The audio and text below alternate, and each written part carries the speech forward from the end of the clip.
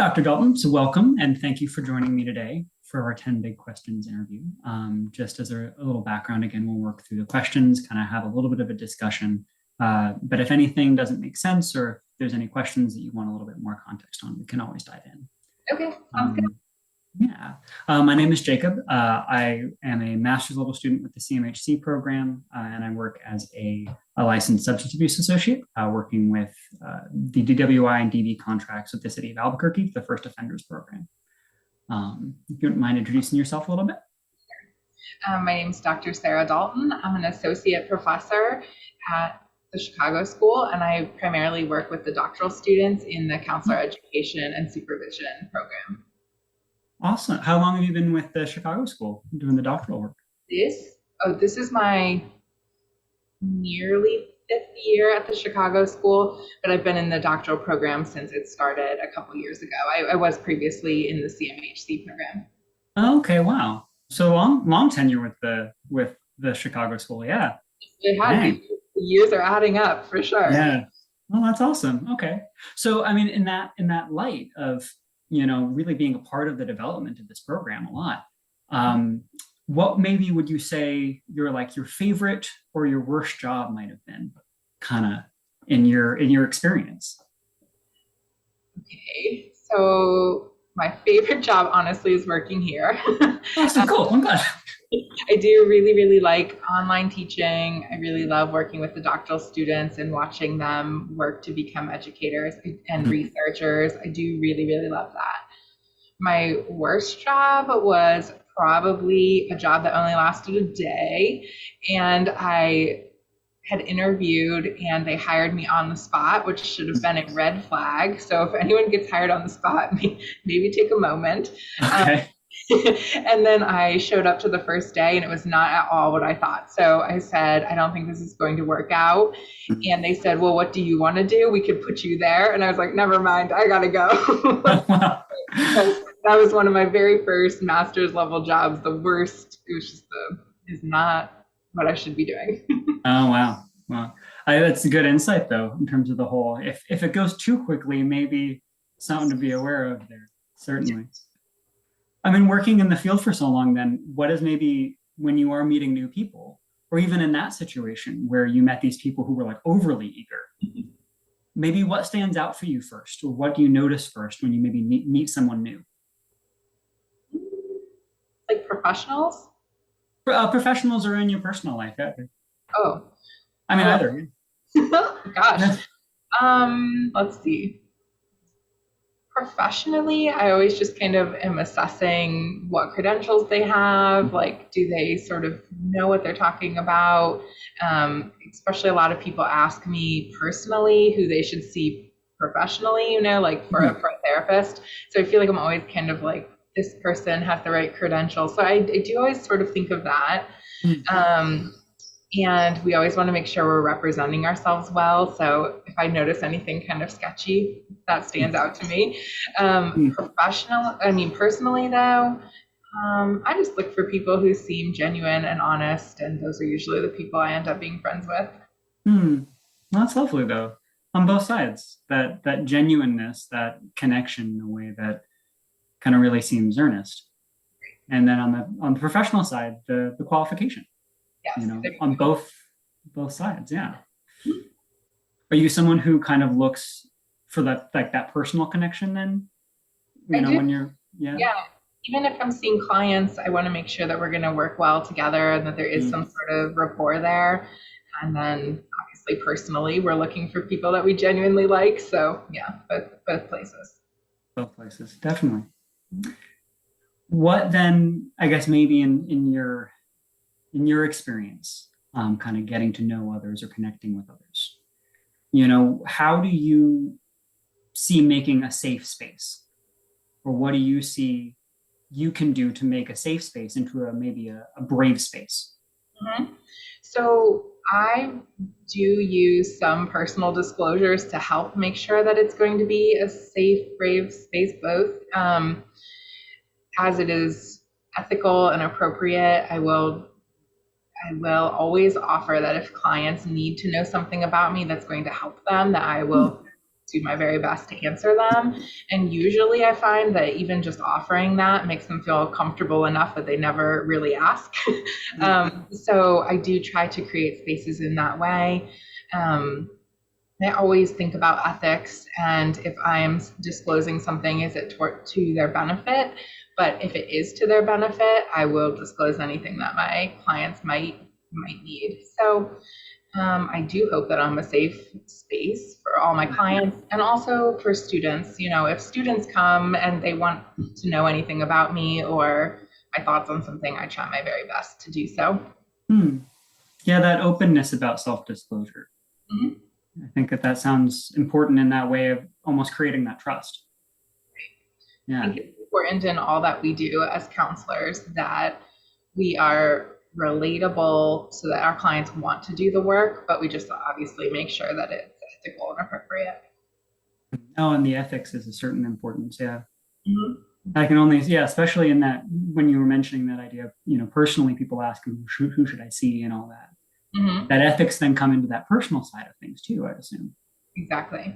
Yeah. Oh. So I guess what would you say maybe if you had to think, and this could be, you know, professionally or personally again, but if you had to think about maybe the most valuable piece of advice that someone maybe has given you, you know, what was it and who maybe was it who gave you that advice? Gosh, I think honestly, my parents just used to always say that you had to advocate for yourself. And I think that kind of applies to everything that we do personally and professionally. So that day I showed up to that job and I knew it wasn't going to work for me. I just said what I needed to say, and then my life took a good turn and a good job.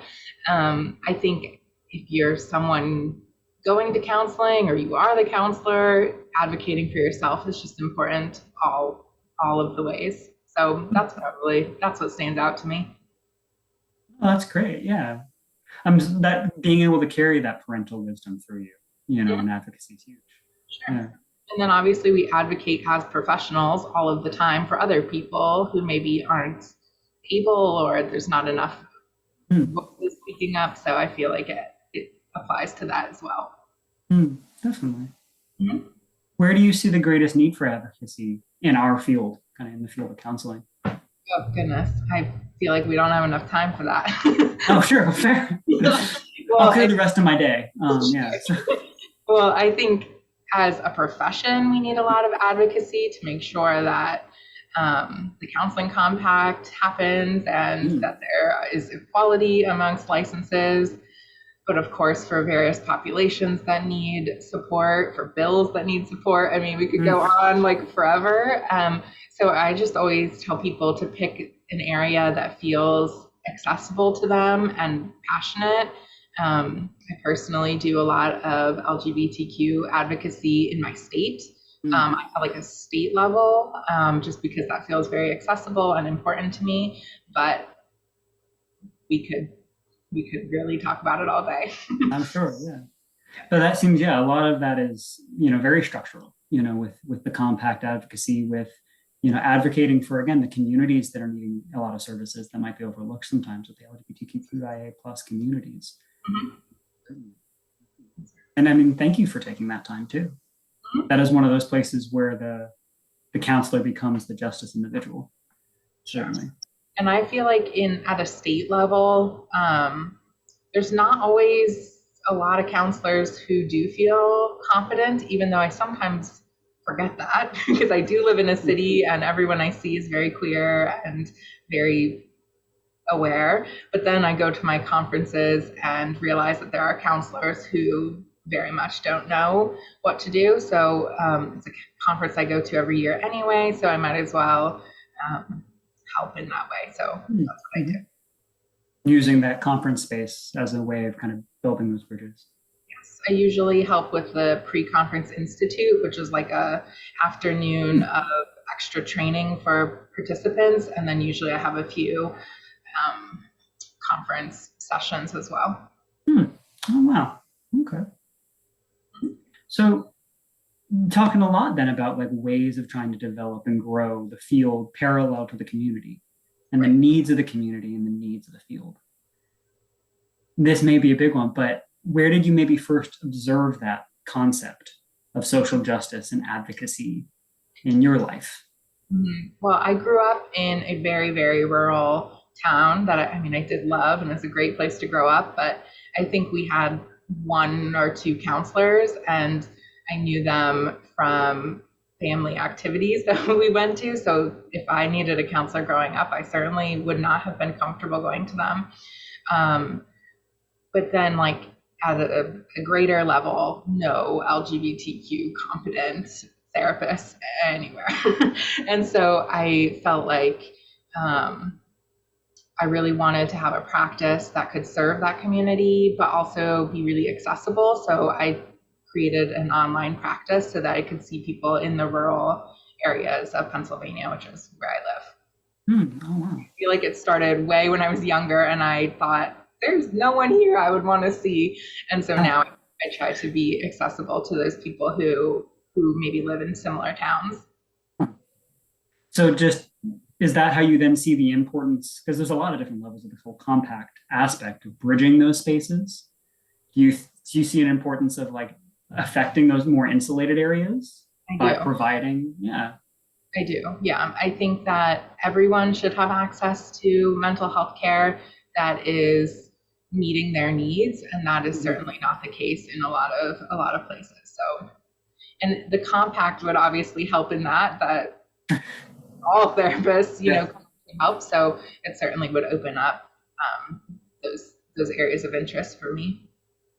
Okay, that's wonderful then. Yeah, and growing the field to be something that doesn't necessarily have the same barriers, and giving clients an opportunity to take that step beyond. Yeah, exactly. All right. So then that's finding a whole lot of ways of developing those highways then for people to seek the help that they might need. Mm-hmm. Maybe could you tell me about the last time you had to ask for help, or that you asked for help? Like an hour ago. Oh, great, cool, awesome. I don't know, all the time. All the time. I mean, personally, all of the time, just with raising families and connections in the community, like things that I need personally all of the time.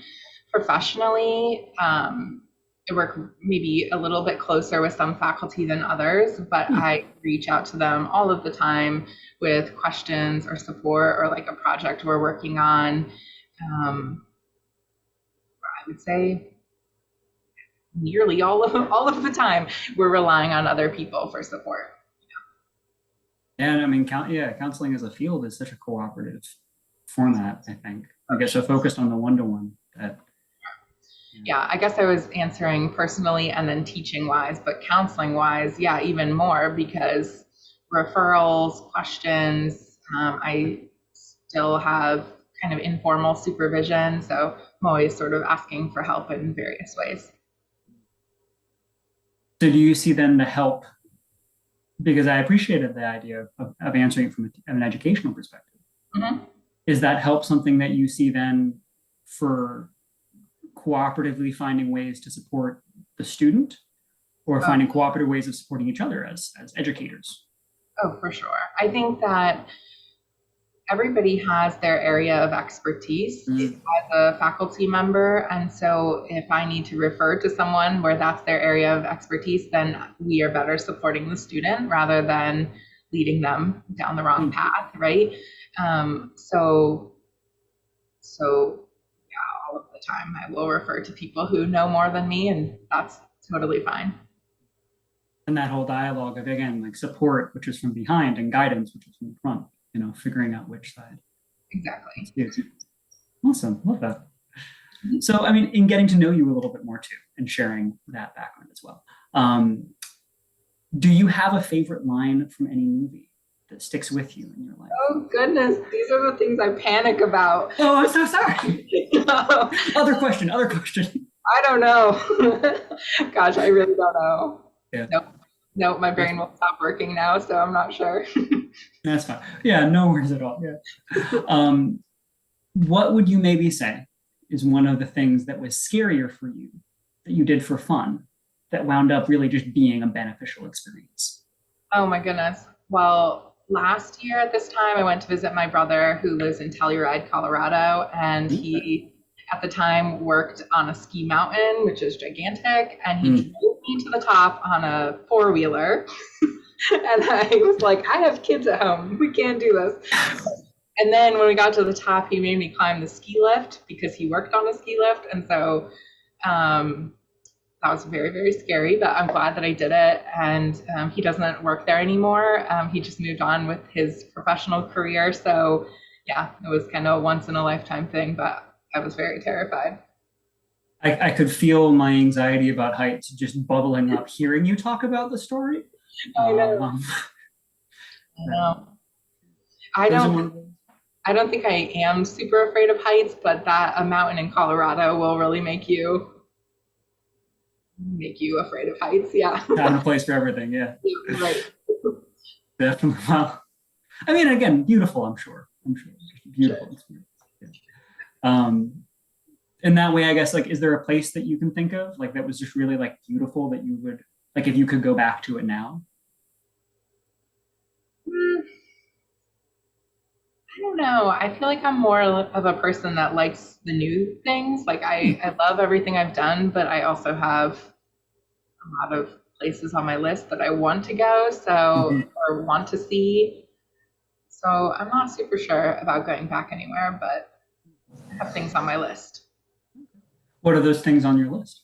I knew that was coming. Well, I mean, obviously a lot of countries I want to go to. I also really want to go to certain places in Canada are on my list, just because that would be more accessible. But I also really want to sit on a beach and have no one around me. So, goals. Yeah, cool. Well, that awesome. Yeah, I mean, Canada, beautiful country. Yeah. There's some towns on my list, so we'll see. And I bet if it doesn't have to be a warm beach, I mean, areas of British Columbia, you could probably be alone. Yeah, right. I actually don't really love being hot, so that would be fine. There you go. Yeah. So then this is one that I find kind of really fascinating. Could you describe your favorite pair of shoes? Sure. Yeah. I follow a lot of gay stereotypes, and I own a lot of Birkenstocks, so probably that. Good in all seasons, very reliable. Yeah. I was gonna say Birkies. There's nothing wrong with Birkies. People give them such a bum rap. I don't care. I just do what works for me. So yeah, they're very versatile. I think that people's shoes have a very interesting dimension to them. Sure. Cool. Well, thank you, Dr. Dalton. Thank you for taking the time. Kind of work through some of those questions with me. Perfect. Yeah. Thanks for having me. And yeah. Definitely. Thanks so much.